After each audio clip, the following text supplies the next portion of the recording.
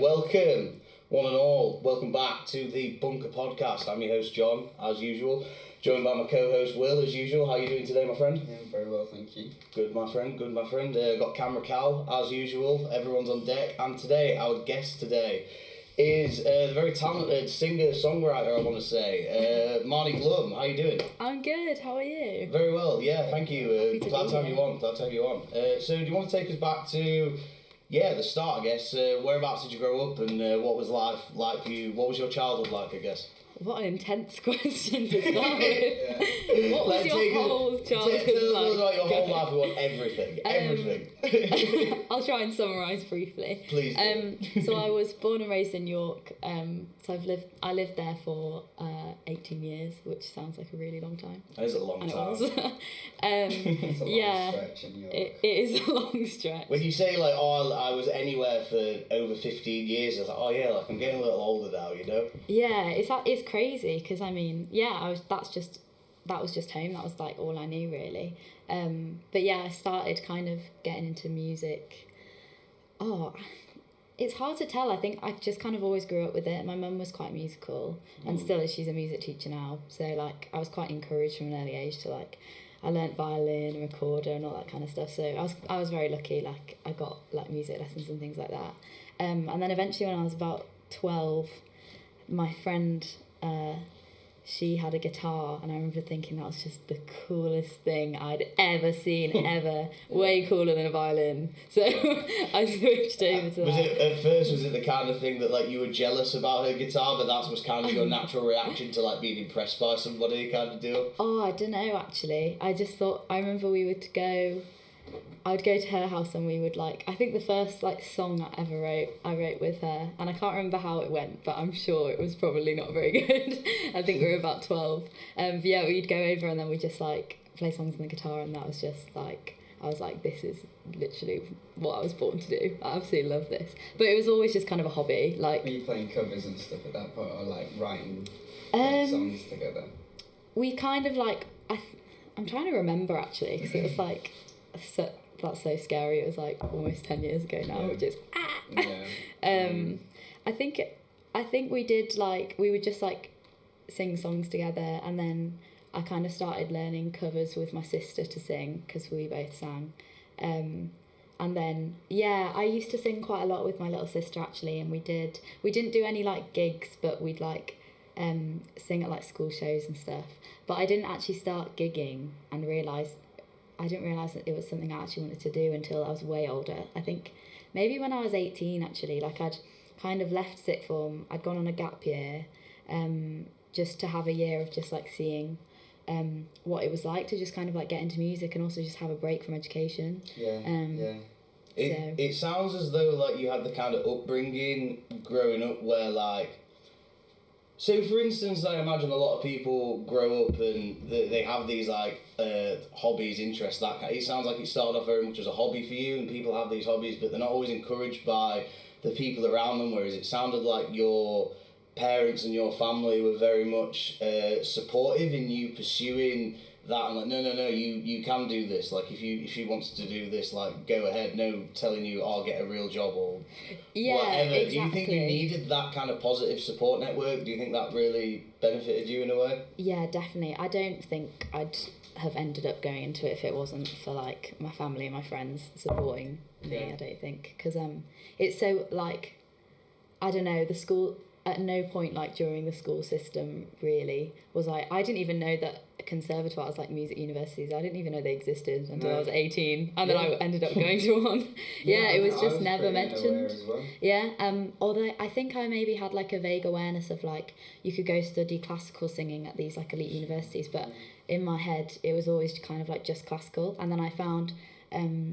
some Facebook ad for Leeds College of Music that was like, you could do pop and jazz and folk, and I was like, oh my god, that's insane. I can't believe you can study like pop as an actual degree, and like, it's obviously, now I look back and I'm thinking, well, of course you can, it's obviously like a legitimate form of music, just like classical is, but that was never kind of like communicated to me when I was at school or to anyone in my year. But I did have really encouraging music teachers at school though that were really nice as well, so they definitely helped.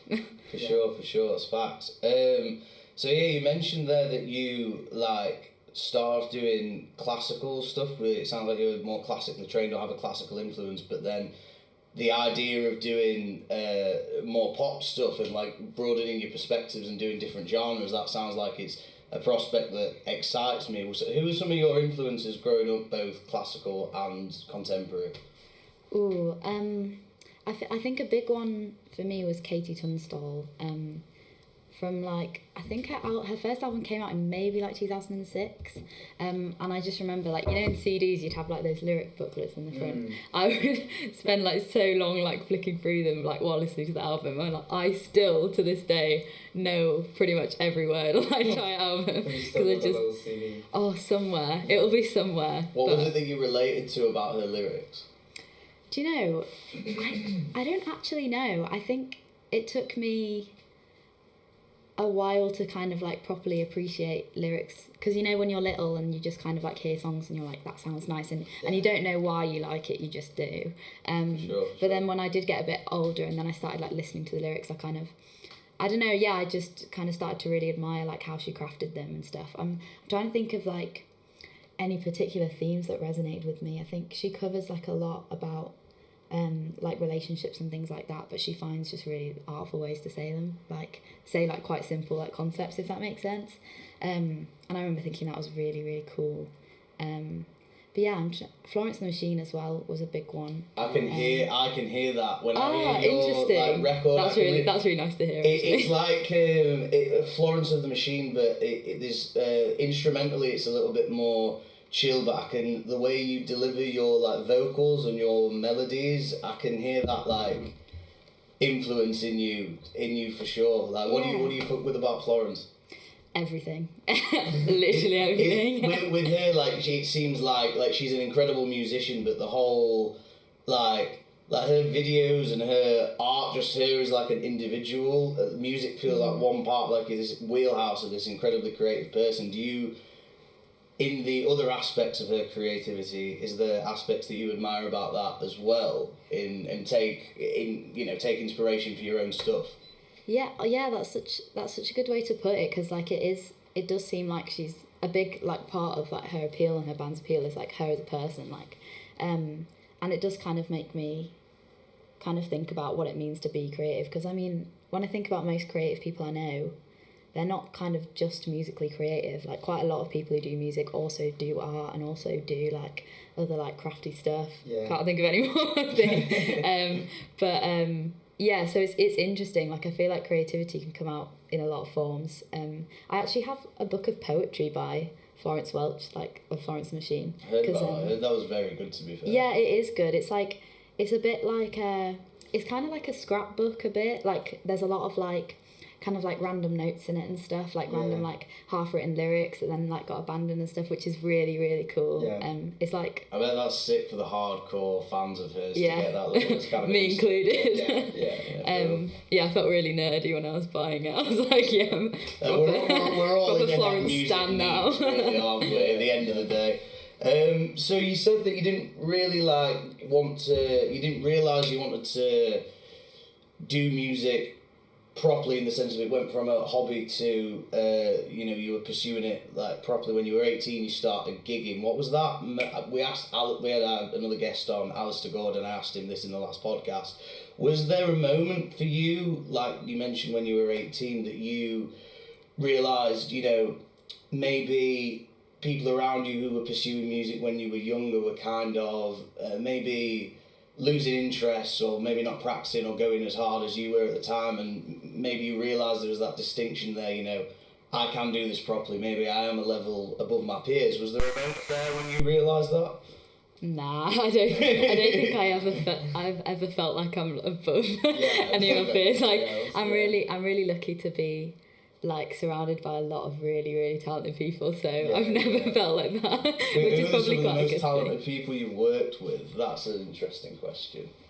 Oh, that is an interesting question. Like, I've been really lucky actually. I mean, probably should give a special shout out to like the producers that I've worked with there. So I did my first EP, which was 3 years ago now. Oh God, really thinking about time in this interview. But my producer then was Tim Downey, who actually was my guitar teacher beforehand.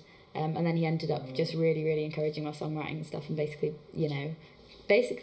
kind of like, he was kind of like my first songwriting mentor, kind of like, and then, he was great, and the EP I was really, really happy with, which is under like my real name, Charlotte Lynch. If you want to go find that, check that out, people. And then really, really good. Oh, stop. Hey, we're here to pick you up. We're here to make you look interested. Don't you worry. And also my producers on the single that I released last May under Marnie Glum, Yvonne Han and Jasmine Wembankoy, they were absolutely amazing. And they've got really that track sounded gorgeous, really. I was really happy with it. The production on it was lovely. Yeah, and all the instrumentalists as well are just amazing. And a lot of them are in my live band now, which is great. I was going to ask you about that, like the change in just, because I mean the first couple of times I saw you, it was you up on stage alone with your guitar, and that's quite an intimidating place, especially at the start. I think you can really get into it. But how does it feel playing with your band?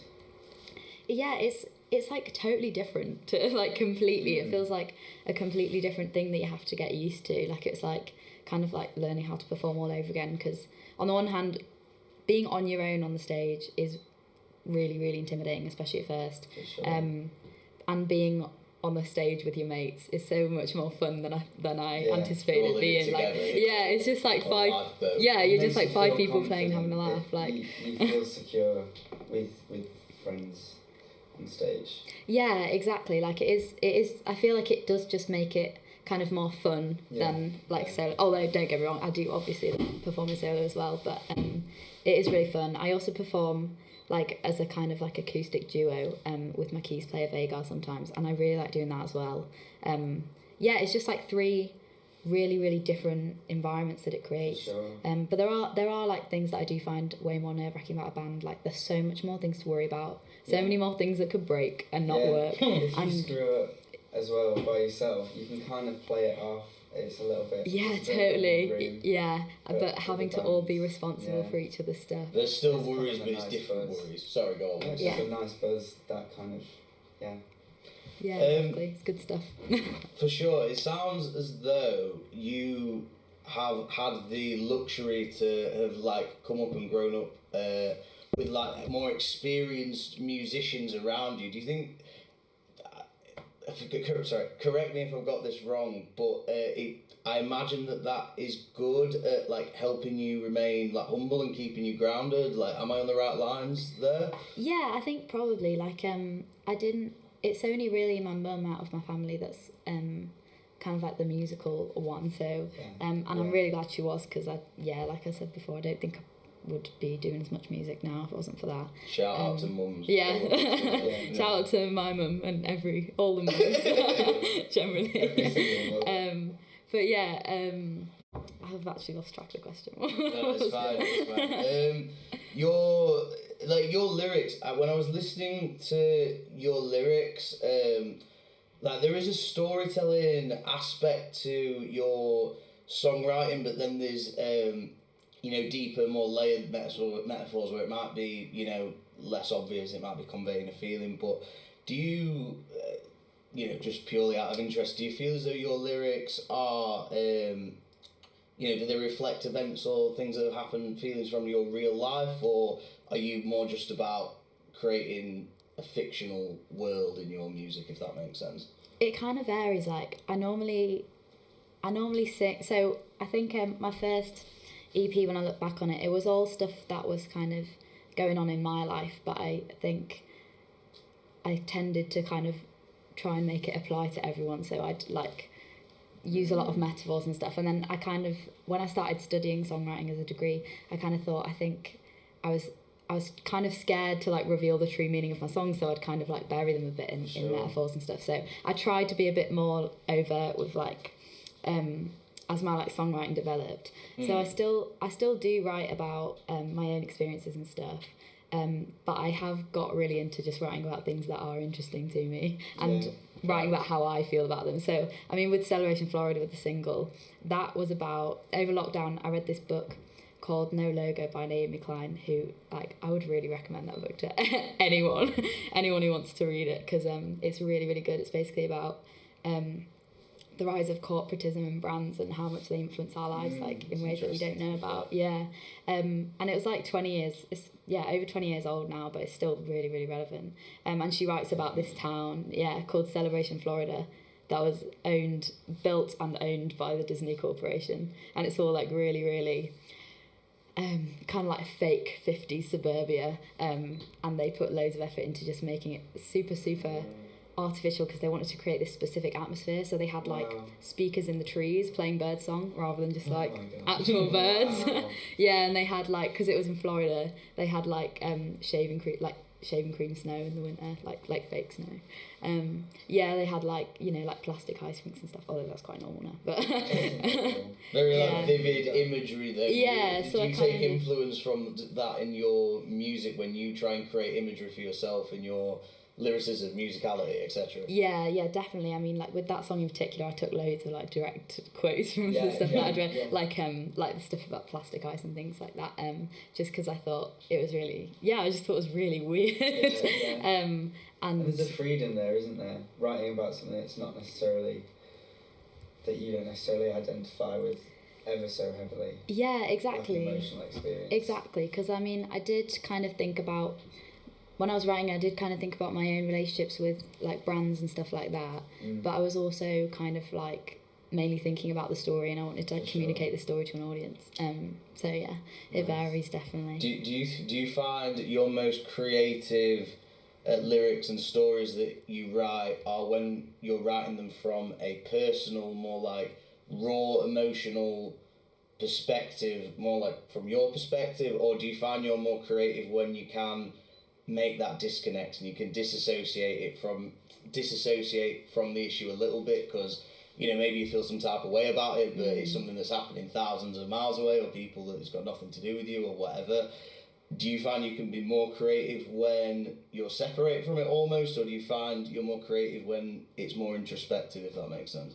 Yeah, that's a really good question actually. I'm not really sure, because I feel like I find it quite hard not to connect with anything at all. Like even with Celebration Florida, it did, even though Florida's pretty much as far away as you can get from here, but I think I still did feel like it was personal to me, because I was writing about how I felt about it. I think when I'm writing about something that is like directly my own experience and close to my heart, I do find it a little bit harder maybe. So maybe that's the answer. Maybe it is that like writing about my own experience like can like hit a little harder emotionally if I'm writing about something really sad, which I mostly do. But it's harder to put those things in. It's harder to definitely write those words on paper and actually make it through into a song, because it's personal. Often makes for the best stuff because it's relatable. Do you find that relatability aspect in your music, is that something that's important to you? Yeah, I'd say it is, but to an extent. Like I wouldn't, if I want to write about something that literally no one cares about, I'm going to write about it anyway because I want to. But it is important to me that people see something like in my lyrics. And I also I really love it when people take something from my lyrics that I hadn't intended. I really love it when that happens, because it's like they're putting their own meaning onto it and their own interpretation. One of like my first gigs when I was still kind of mainly playing in pubs and stuff like that, I did a gig kind of like at this local pub in York in like the centre, and there was this, and I played a couple of my own originals because it was quite quiet, and I was like, oh, I'm just going to play whatever I want, and there was a line in it that was like, it was basically about me being really angsty and emotional as a teenager, and I had this chorus that was like, I'm no fun when I'm sober, too sad when I'm drunk, and this guy came up to me afterwards and he was like, when you sang that, I wrote that down on like a piece of paper, and then he showed me this piece of paper where I'd written it down, and he said, because like I'm a recovering alcoholic, and that that touched me so much, and I felt like such a fraud at the time, because I was like, oh, that means way more to you than it does to me. Oh no, like you must have felt good that you like your music has helped this guy in some way though, and has helped him in some way. That's the good thing about it. That's the reach of just a few simple words. Exactly, because I mean, it did mean something completely different to him than it did for me, but like it was really interesting that he'd kind of taken that from it, and it did make me, after I'd got over the fact that I felt like an absolute fraud for like singing that, because obviously for mine it was coming from a place of like teenage angst, but I was like really touched that he'd taken that and like connected with it in that way. It was nice. For sure, fact.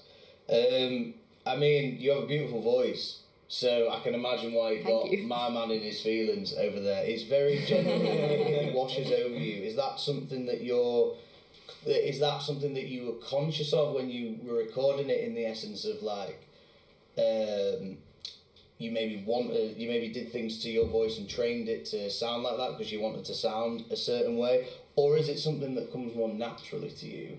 That's something I was curious about with you. I mean, probably I mainly talked about like my guitar playing stuff before, but a big part of like my musical education growing up was singing, actually.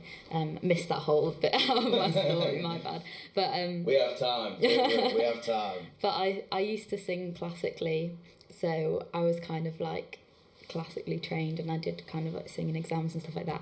And I kind of thought that if I wanted to be a singer, classical singer was the way that I was going to go. And then when I got older, I kind of realised like I do like singing classical music, but it's not what I really listen to, it's not what I'm really, really passionate about, and I kind of prefer like a multitude of other genres. So once I started kind of like songwriting, playing guitar, I was like, why don't I just sing and play guitar at the same time and see what happens? So I mean, I think dabbled it's a bit, in both, like your finger in multiple different pies, so to speak. But it's funny how long it took me to kind of actually realise that I didn't have to just do classical singing. I think it does kind of like take someone.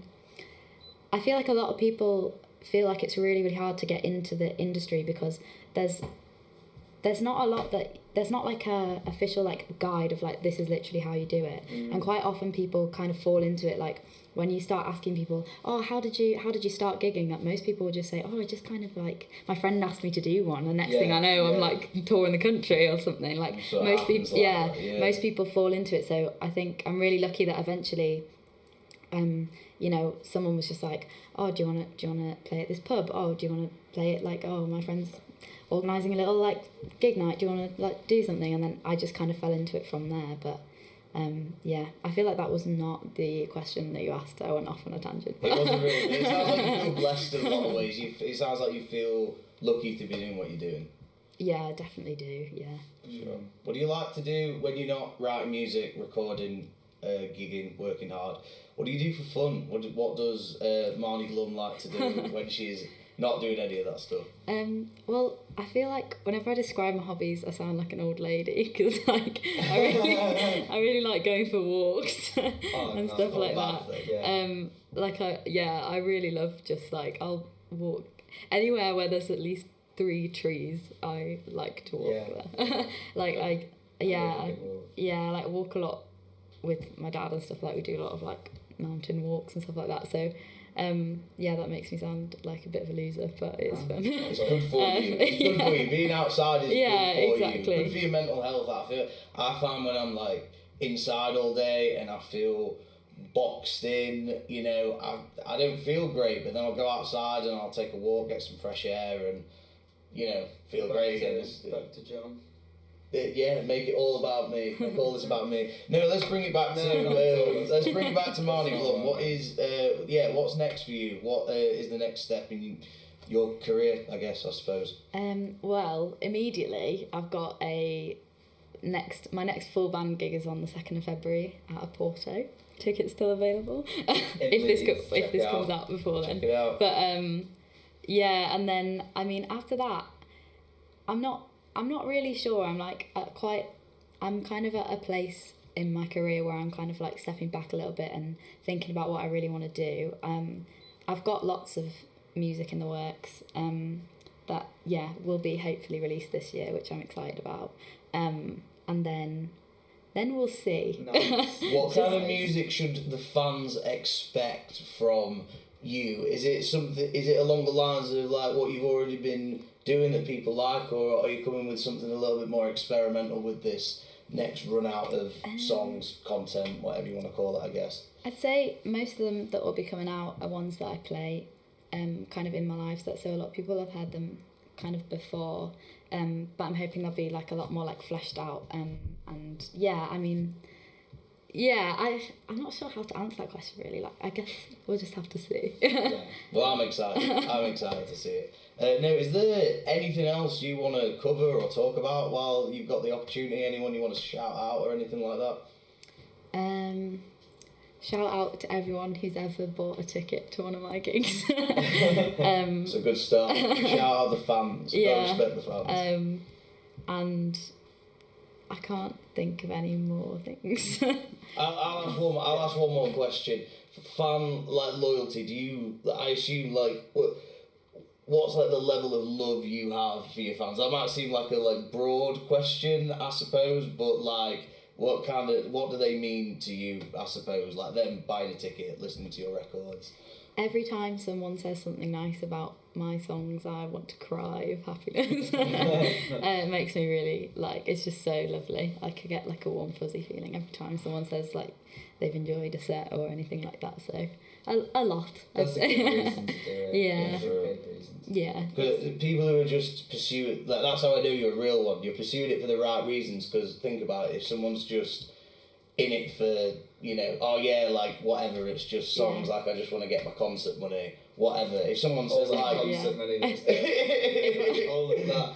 Concert money can be from here to here, the bank can know, but nevertheless, I mean, I've seen people get worked up over literally pennies before, so I wouldn't be surprised. If I was in it for the money, I wouldn't be in it. You wouldn't care enough to be there. But if you were doing it and you were doing it for the money and someone said, that was great, or I don't feel as though I got my money's worth, you just be like, yeah, or whatever, I got my money, I don't care about that, but it sounds like music to you, your music is personal to you, and that's good, you're doing it for the right reasons, respect that. Yeah, hope so. Do you have any music videos out? I don't actually. I probably should get on that. I've got a little animation loop that this really cool artist Elizabeth Dale made for Celebration Florida.